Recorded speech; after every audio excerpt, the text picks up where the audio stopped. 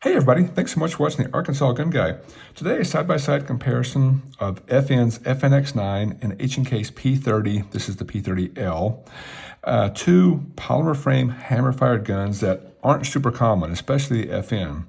But a friend of the channel let me borrow this for another video, and while I had it, I couldn't help but notice all the similarities it had to kind of the gold standard, I think, of polymer frame hammer-fired guns, my P30. So before I turned it, just want to do a quick side-by-side comparison to look at similarities and differences. As always, A, thank you for stopping by, but two, if you have experience with one or especially both of them, I'd love to hear your thoughts on how the FN compares to the H&K. Again, both polymer frame hammer-fired guns, not the common setup that most people like today. Both duty-style weapons, they're larger guns that are used for duty, and both chambered in 9mm. Again, the H&K is slightly longer, because of the L designation. They do make a standard P30, which is probably this exact same size. They have all the things you would expect. Basic 3-dot setup for sight picture. There's the FN. Here is the H&K. More of a blacked out rear, but you have 3 dots back there. I do like the night sights that come on this H&K, but those are just an option. And the H&K also this one has a black slide finish, where this one has a stainless finish. No longer available. Also, FNs were made, I think now in South Carolina. This older version was made in Virginia. The P30s are all made in Germany. Thinking of the history of these guns, the P30 came out, I believe, in 2006. And about 3 years later, the FNX9 was introduced. So, again, another thing I love about both firearms, and this is super uncommon, is they're both 100% ambi-friendly. The FN has slide stop, slide catch on this side and that side, has a safety and decocker on this side and that side. But most importantly, the mag release button works here and here. So left-handers and right-handers can shoot the gun and have control of all the functions, which doesn't happen in most guns. Most guns say they're ambi-friendly, but they have reversible mag releases. Not FN, and also not the H&K P30. The mag releases on the H&K are the signature paddle releases, which work on this side and this side. So I love that. It also features the slide stop, slide catch on left and right sides, as well as the safety on both sides. Now, this is a point of contention with some people. The decocker is in the back, I say roughly the center, but it's easily accessible for left-handers to decock or right-handers to decock. Either way, I think it is truly an ambi firearm. So I love the fact that they're both ambi. They both, I think, hold 17 rounds. The FN is a 17-rounder here, as well as the H&K 17-rounder. So you can see clear on both. I'm gonna look at the triggers.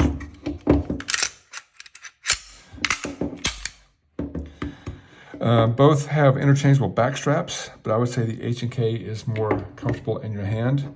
The FN does have good grip texture here, no finger grooves in the front, and again, adjustable back straps, and it does feel really nice. Get a good grip on it.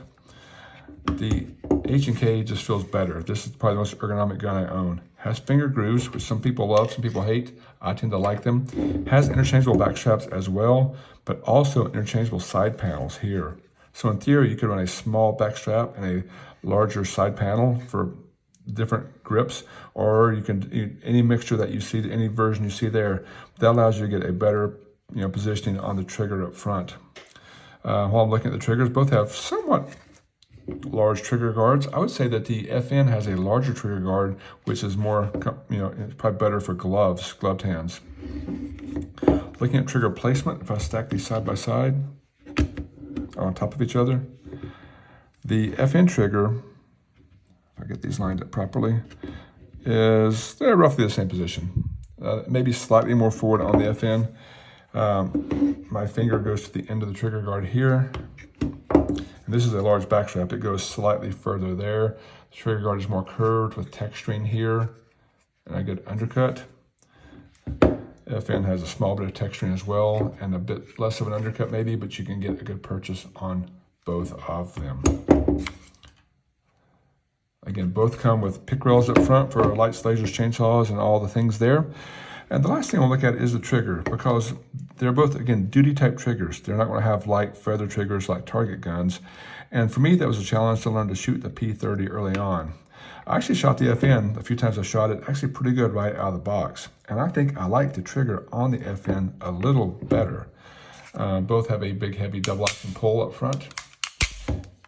And then the single action, if I do nothing, is just some take up, some smush, quite a bit of smush, and a break.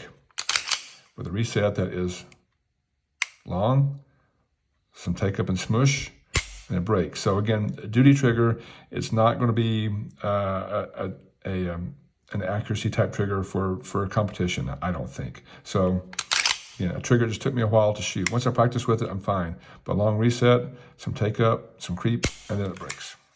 The FN has a big, heavy double pull.